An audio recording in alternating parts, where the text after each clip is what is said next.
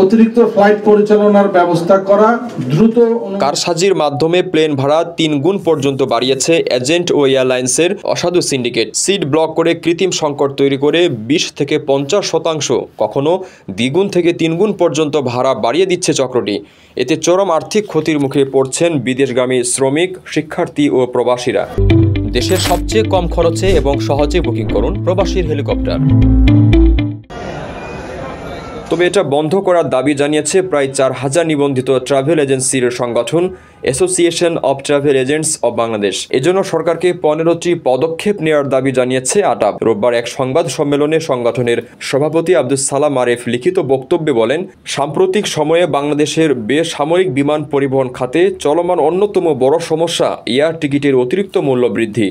এ নেপথ্যে অন্যতম কারণ নামবিহীন group ticket booking. Abdus Salam Aref বলেন, কিছু মধ্যপ্রাচ্যগামী এয়ারলাইন্স তাদের পছন্দের কিছু সংখ্যক এজেন্সির নামে কোনো পাসপোর্ট, ভিসা, ভ্রমণ নথিপত্র এবং প্রবাসগামী শ্রমিকদের কোনো বৈদেশিক ওয়ার্ক পারমিট, এমনকি যাত্রী তালিকা ছাড়াই শুধু ইমেইলের মাধ্যমে বিভিন্ন রুটের গ্রুপ সিট 2-3 মাস অগ্রিম তারিখের PNR তৈরি পূর্বক সিট ব্লক করে রাখে।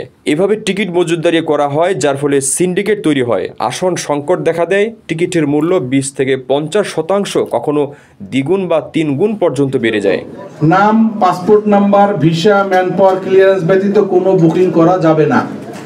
সিট ব্লকের মাধ্যমে ফ্লাইটের ইনভেন্টরি ব্লক করলে মূল্য বাড়তে থাকে।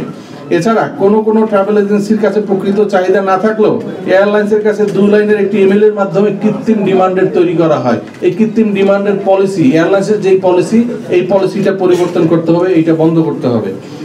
এয়ার টিকিটের অস্বাভাবিক মূল্য বৃদ্ধি ও এয়ারলাইন্সের যাত্রীর নাম, পাসপোর্ট, ভিসা ছাড়া ব্ল্যাক টিকিট বিক্রি ও মজুতদারি বন্ধে আব্দুস সালাম আরেফ বেশ কিছু পদক্ষেপ নেওয়ার দাবি জানান।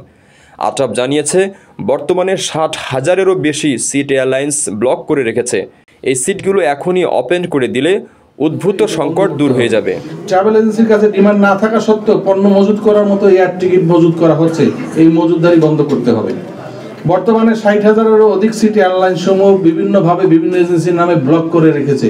এই ব্লক সিটগুলো ওপেন করে দিতে হবে, যাতে যাত্রী অথবা যে কোনো এজেন্সি অথবা যে কোনোভাবে বুকিং করে টিকিটটা সহজভাবে পাওয়া যায়।